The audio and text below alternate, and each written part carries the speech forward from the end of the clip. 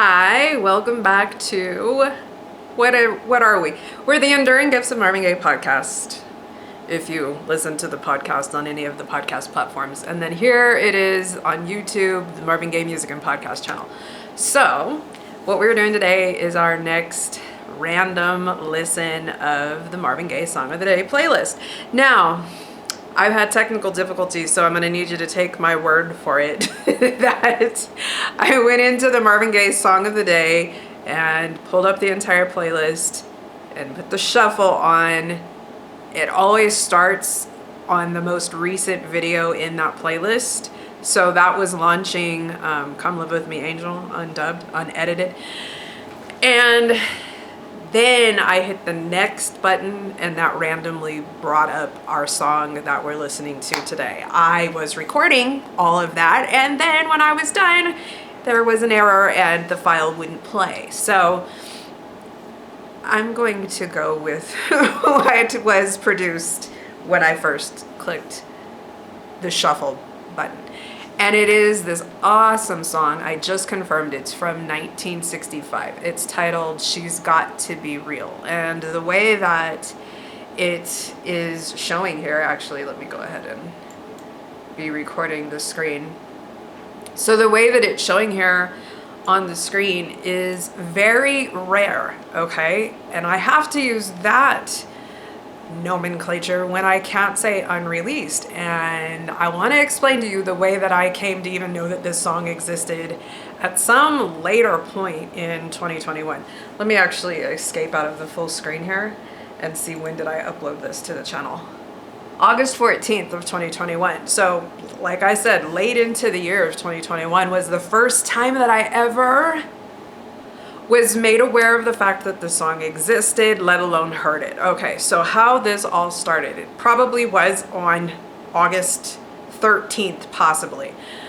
I'm on YouTube, just being on YouTube, and YouTube knows that Marvin Gaye is my man, so it's always suggesting videos, right, of whatever I pay attention to on YouTube. But this particular day, they were suggesting to me this Marvin Gaye song that by the thumbnail and the title of the song, I knew I had never heard this song before. And so honestly, kind of at this point in the game, people, something like that comes up and I'm going to click on it because I want to make sure if these fools even have it right that it's Marvin Gaye. Okay, so I listened to this song, not She's Got to Be Real, okay?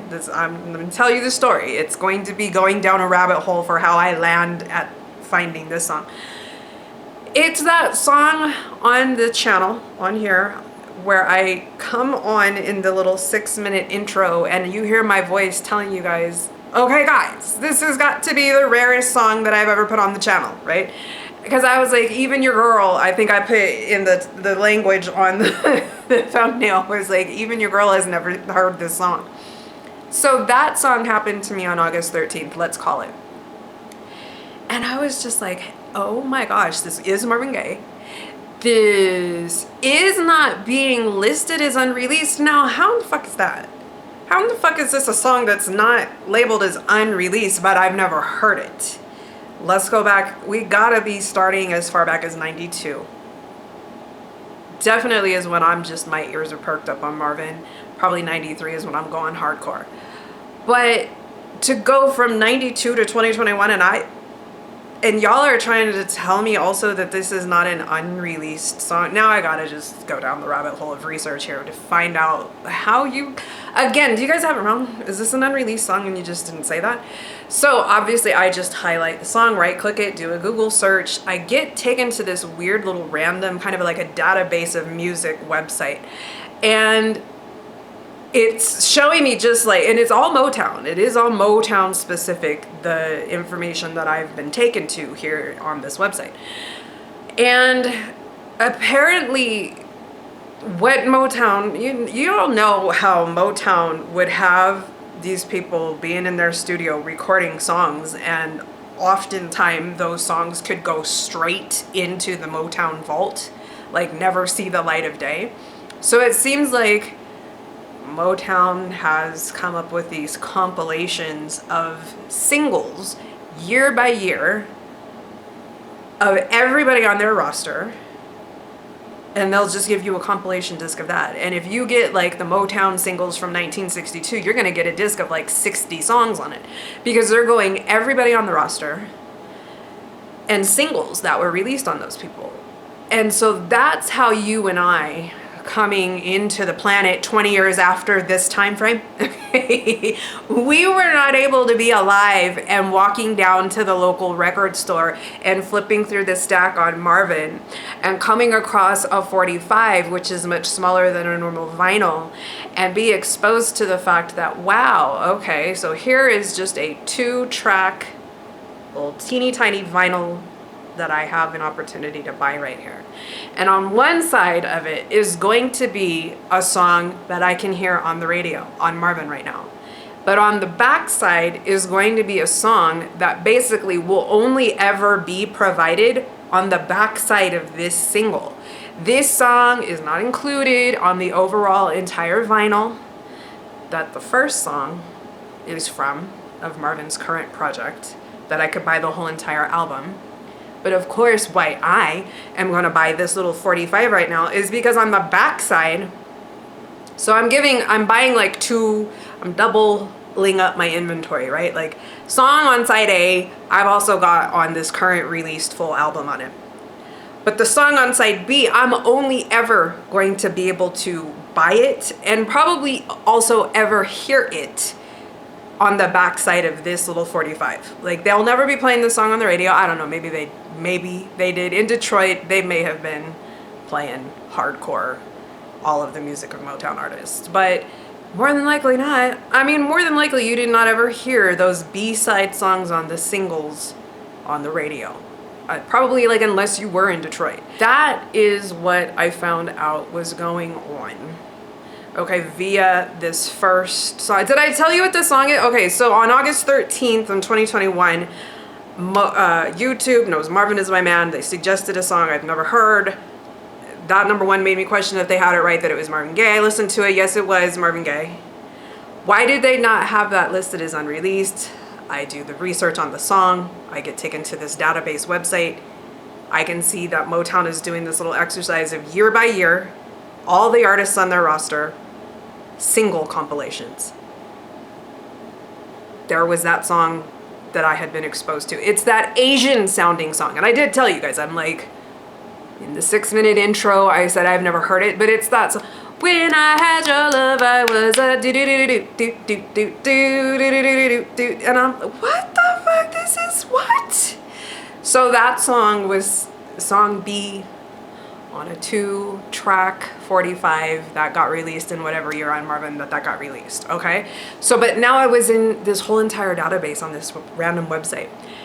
And I now just did Control F, which launches the little find but box, right? And I type in Marvin Gaye. Because I can see this website is giving me this whole entire inventory of these Motown projects. And I'm just looking now for every one of those projects where Marvin has a song, okay?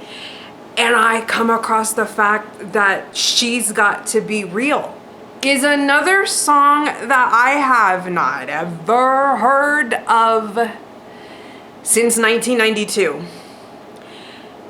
And yet it exists, and it's not unreleased, and it was on the backside of some single, you know, and what I have kind of deduced is that this may have been the B-side of a single for Ain't That Peculiar, which does make sense because that project, I believe, gets literally released in 1966, but a lot of the songs for the project were recorded and obviously even released as singles in 65. So, but here's what would happen then. You could have gone to your local record store, you would have found the 45 that had on side A, Ain't That Peculiar. On side B, it would have had She's Got to Be Real. 1966, the whole album project, Moods of Marvin Gaye, comes out. You go buy that album, but you don't get She's Got to Be Real. That's where these single things for fan number one, but wasn't alive in 1965. So if you were, if you were alive in 1965 and you had this from all the way back then, okay, I bow down to you, okay? But I do not know why the light on this lamp just adjusted the way that I can now see the light has just now. That's a little bit creepy because I don't know why that would do that. I definitely saw the whatever just happened right there on the camera, but I'm gonna keep it moving, okay? And what I was just saying is, like, I could bow down to you if you're alive and you have this thing. You have the 45 of She's Got to Be Real. I need to know you, okay? But that is the way, though, that, like, current day living, you know, and I wasn't born in 65 and I'm living right now and I'm still ripping so hard for Marvin. That's how I did not know that She's Got to Be Real existed and is actually not unreleased, okay? It was released. And maybe if I was alive in 65, I might have even heard it one time. You know, probably on the weekend at night, they may have played the song on the radio in Detroit. So that's the backstory. That is how, simply for trying to fact check a previous song that I had been exposed to and trying to figure out how come that song that I had never heard from 92 to 2021 was something that they were not telling me was unreleased, and I needed to just dive down that rabbit hole of research. Because I came across this database of entries, I just started to do a search on Marvin Gaye, period, and then I saw, what? There's another one? She's Got to Be Real is another B-side single that I didn't know the song existed, and so therefore, of course, I've never heard it. Let me go back into YouTube and see if it's in there. And so it's also like a song that you're never gonna find on Marvin Gaye unless you know to type it in to find it on Marvin Gaye. Do you know what I'm saying? It's like if you do a search on Marvin Gaye, this fucking song is not coming up as a result for you. You know what I mean? It's not something that you're just gonna skip past because, oh, you don't feel like listening to it. No, like, you have to know that it exists to even look for it. But I did, and it was there, and I was like, oh my God. So back to back, I came across 2 songs of Marvin that I did not even know existed. And that is like as creepy as the light shit that just happened to me this far into the game, when I can still be coming across material that I have never heard. People, you don't even understand like how life fulfilling that is for me at this point in time. Okay, so that's the backstory on the song. This little piece of shit screen recording thing that I've been trying to use, that, you know, so therefore this is my second run on giving you guys this information. It says it's been recording for 11 minutes now, but what I'm gonna go ahead and do, therefore, is just now pull up the song. And yeah, let's go ahead, I've got it muted. Let me get you to the place of looking at the artwork here, because this was really, really fun. You know, obviously I went ahead and indulged myself and I listened to the song so that I could get an idea of, you know, the vision that I'm seeing to show to you. She's Got to Be Real was like the easiest way that I could think of as like a mannequin, right? Like, because, and I was thinking of that movie. You guys have to be from the 80s, and I never saw it, but it was definitely big at the time. There was literally a movie called Mannequin in like maybe 85 that came out, and it was about a mannequin that came to life. I mean, I hope nobody, please do not remake that movie, okay? Like, I don't know why Hollywood wants to remake every movie made from the 1980s, but they could skip Mannequin, okay? And I didn't even see it, but I know they need to not remake that movie. But anyway, I was like, that's the concept that I'm getting here. And so I could not find a black mannequin, so you know I had to make one. And I went ahead and plopped her in this window. Was able to find this really cool angled shop window. And I went ahead and was able to plop her in there. I obviously don't quite have her at the right angle. But then also knowing the time frame of how far back this song is on Marvin, I knew I needed to have a very young Marvin. Look, that picture is very grainy of his body. That is Marvin's body. The picture, including his face, is very grainy. I took another Marvin Gaye face and I put it on the body. That's Marvin Gaye's face though, right? Like, I have to make these things work. And so then, now I just needed some background, right? And it was like, he's standing on the street outside of a building looking in, so there's gotta be some city You know what, I had like a lot of different city background stuff going on, and then finally I just came across that video of the Eiffel Tower, and I was like, oh, that works the best. Yes, why would he not be in Paris looking at some very high fashion couture model? That, yes, that's even all the more the message of this song. And so then just right next to him, I wanted like a street scene, some again, some city movement. And it basically sucks, but it's what was available. So it doesn't transition right. Like, that's most of my early video, like this was August of 2021, so why am I trying to call that early? And my channel's been in existence since 2019. For a very long time, the videos on my channel did not have programming that I was using that allowed for smooth transitions. So that's why it sucks, is because like any motion that I have in videos just will do its little run through, and then it'll like jump and it gives you that. So it's not pleasing for that experience, but why I will just circle back to being fan number one though on what are you guys doing? Okay. So not, you know, no shade. You're here, we're family. But but I just am, and don't try me. I'm fan number one, okay? So, because you guys see the work that your girl just went through to get to the existence of this song and to share it with you. That's what I'm always about. I'm sharing the Marvin wealth. We all gotta be up on this game. So, all right, let's go ahead and just now listen to the song. This thing says it's still recording, but I'm not gonna rely on it. I'm trying this one more time, and I do not have time to fuck with this little screen recorder not working though. So I just remind me that I have to shout out the minute and seconds where I play and pause this shit, because I'm not recording this again. All right, so Busted Beats is right at the beginning of the song. So here we go. She's Got to Be Real, very rare, from 1965. According to what I can find so far, I haven't dug deep. It seems like this would have been the B-side. Excuse me, I'm about to wipe my nose. The B-side of an Ain't That Peculiar 45 that you would have been lucky to come across at your local record store. So here we go.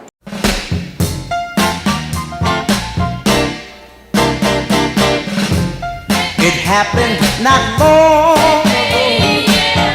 crazy as it seems. 21 seconds. Okay.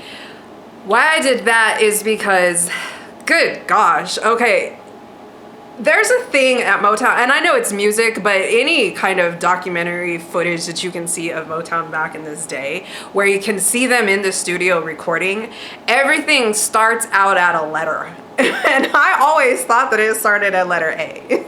But if they, like 21 seconds into recording, somebody would have fucked up and they would have needed to call the pause and the cut, and now we got to start over, they may have wanted to pick up from where they left off though. So I've heard it getting shouted out, like starting at letter K. You know, it's just like, well, how do you know what letter K is? You know what I mean? But from letter A of this song starting to play, I mean, everybody was tight, right? And it was popping off, right? And definitely, I have felt like I have fuzz in my lips now, these big ass lips.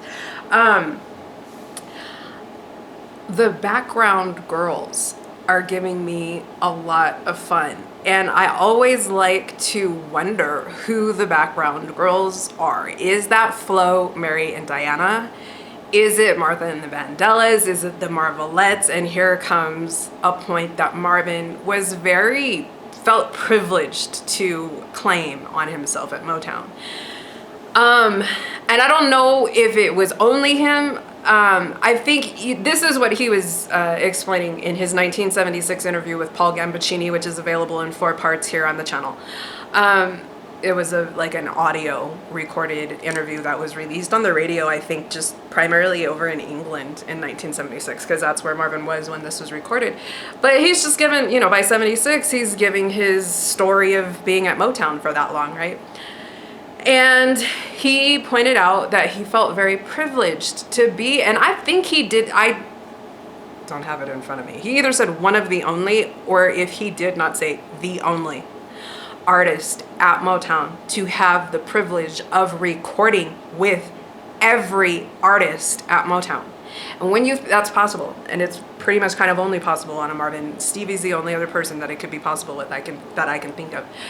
But because Marvin's a single artist over there, so many other artists or groups over there. But he needs that background little trio, right? And there was some song that I was listening to the other night, just not last night, the night before, where what I was realizing was happening is like, oh my gosh, is that the Supremes or the Marvelettes or the Velvets or, Martha and the Vandellas and the Four Tops or the Temps or, the Isley Brothers or whoever, right? Like the style, what are they? The Stylistics or the Spinners? No, the Spinners, right? Were at Motown for a long time. Because he had men and women on either side of him doing his thing. Marvin would be the artist at Motown, and he felt it was his privilege to have an opportunity to record with everybody, every musician and every singing act.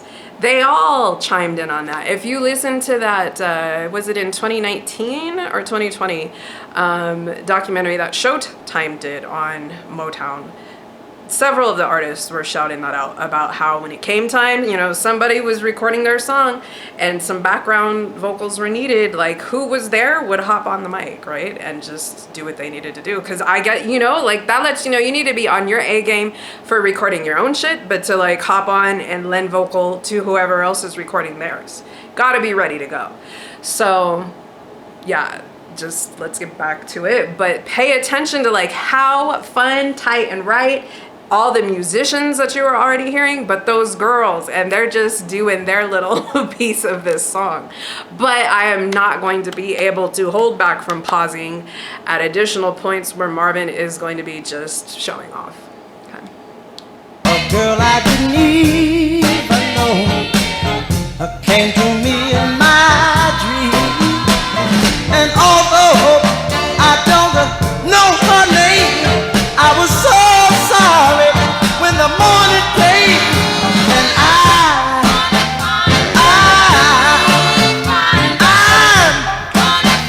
said cause I know by the way I feel, she's got to be real.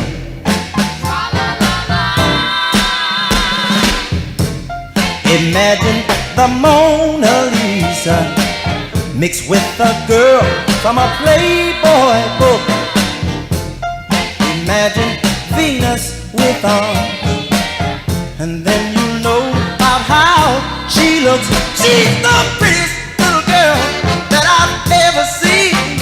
Ooh, and I may have paused it too soon because in a second he may do basically that, but this is an example of our baby giving us his growl. Yes, Marvin, that's the reason why I don't care who your fave is, okay?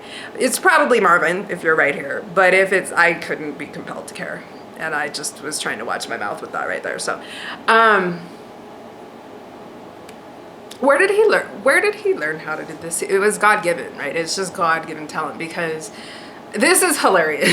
Last night, again, YouTube knows Marvin is my man, and there was it was like a 30-minute video, but that's because they were splitting it between Marvin and another artist. There was this lady who on Marvin's Sexual Healing Tour sang Tammy's parts in the duets with him, in the little duet medley of his Any Given Show. She was with him on that tour, and so they were interviewing her, and then so bless their heart, it was once again just people that listen to music for the people, so they don't really know Marvin Gaye that well.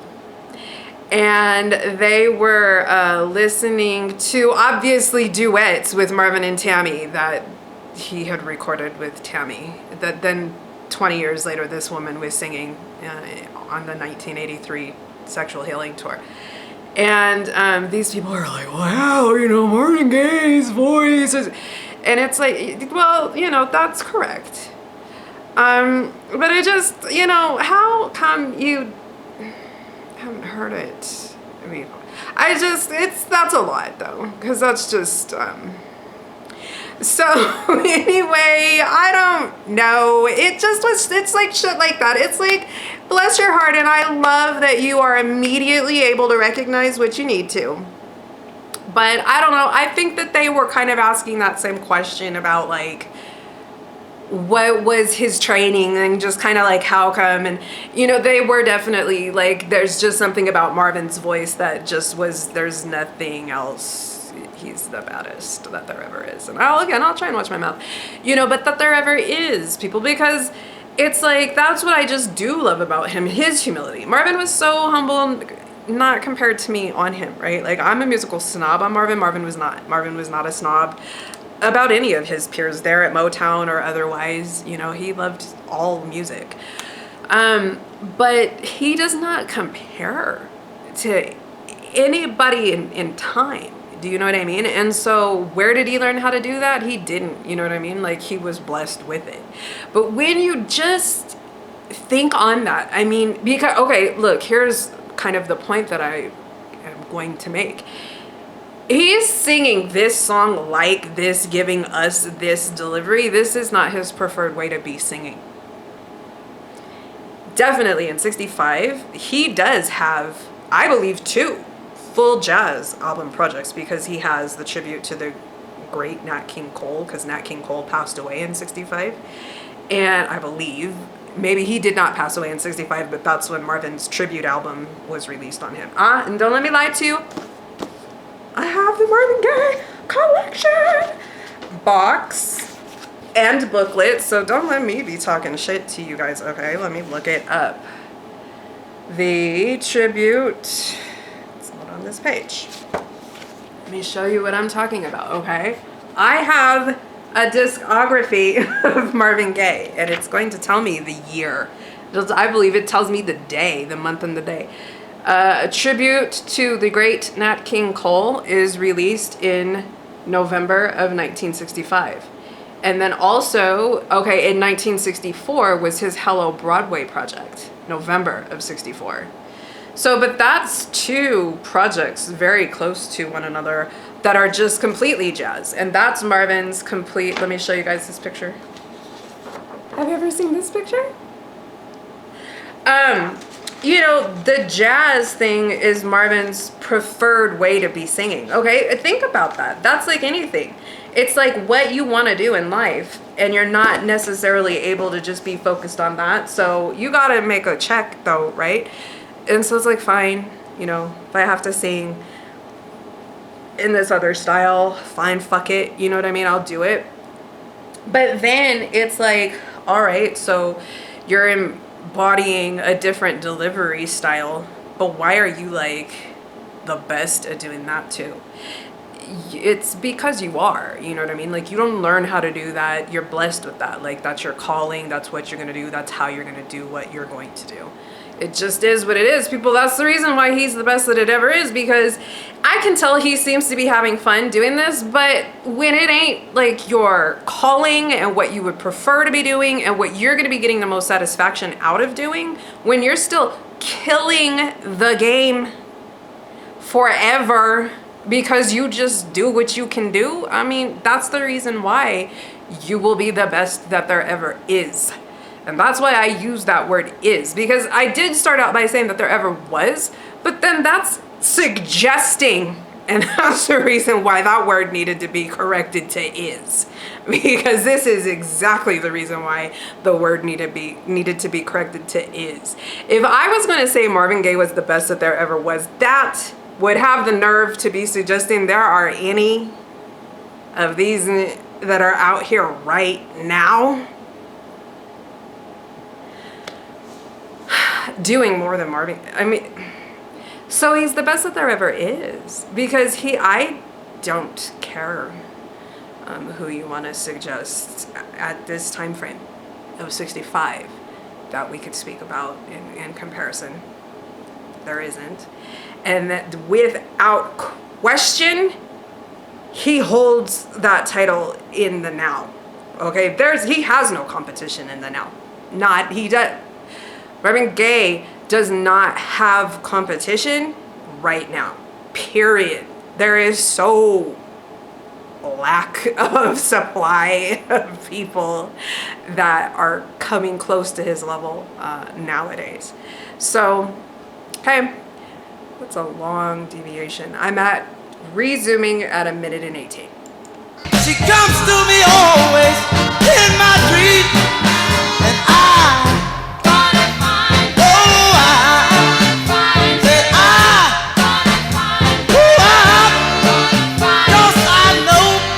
and that was it. I told you I'm not gonna be able to not pause, but I was waiting for what I would classify as a gear shift, and I only got that from those twins, the new trend. When at a time in the past that I was looking at their reactions, they were, I believe it was probably Whitney, and they used that term gear shift. They were like, she went from first down to fourth just like that, you know what I mean? And that's what Marvin just did. I just told you growl, right? So he's in that growl register. And where does he learn how to do that? He just can, you know what I'm saying? Like, that growl register isn't what he's serving with jazz, but he's killing the game forever with his ability to do that. But my man has 5 octaves. So he just, in a fraction of second counting, went from growl to, he was off of the screen with where he went growl off of the screen. I don't care who your favorite is. Back to 133, I'm unpausing. way I feel, got to be real. I told the Sandman, help me if you can, man. Get me her address, and I'll do the rest. 'Cause only in my dreams do my arms fold her. I'm sleeping on my job just so I can hold her. Everywhere I go. Only Marvin can make everywhere I'm searching here and there, and every girl I see, I just have to stop and stare, 'cause I need her love both night and day, so I can stop sleeping my life away. And I said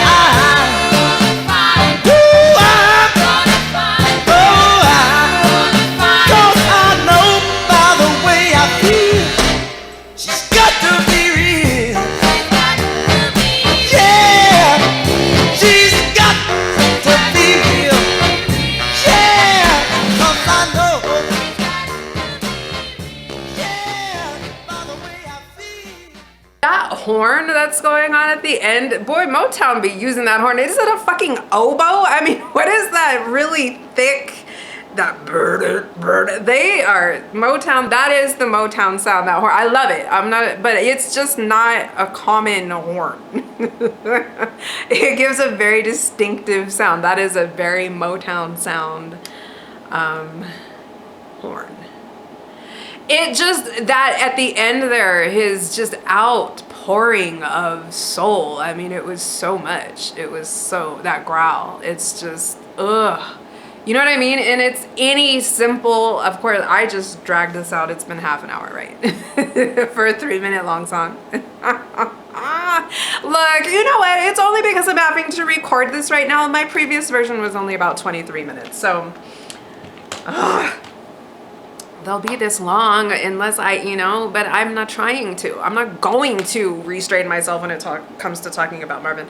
But okay, yeah, that is, She's Got to Be Real. The reason why it has to be labeled as very rare is because it was not unreleased. But you and I, how did we know? We wouldn't even know to look for the fucking song. We wouldn't know the song existed. People, you wouldn't know that it's released to look for it without just some really drastic research. So that's what I'm here for. That's what a fan number one is. It's my job, okay? Love it. I happily do my job for you guys. All right. Thank you guys for subscribing. I just want to explain, I've got a lot of other projects going on. But I just cannot go too long without Marvin. And so that's the reason why, you know, these videos will be getting made. I decided to show you guys the subscriber count on this channel. I didn't, you know, want you to have a misconception that we got like 12,000 subscribers, okay? And it has been just since I've shown you guys that count. I really appreciate you guys for subscribing. You might not even know to care that I am not even at 1,000 subscribers yet, but we will be there, and I'm sitting at 978. However, I do have a little notification of a new subscriber, so we might be sitting at 979. I just need to get to that threshold of 1,000, and then we'll see. I may be able, just on what I will be able to find out, I may be able to start doing this more frequently. So really appreciate you guys for your support. I thank you guys for being so nice. You know, it's been 2 years and I have not felt compelled to be on screen with you guys. So I appreciate you guys being nice. And yeah, I will be seeing you soon. Love you guys so much, and like and subscribe. See you soon. Bye-bye.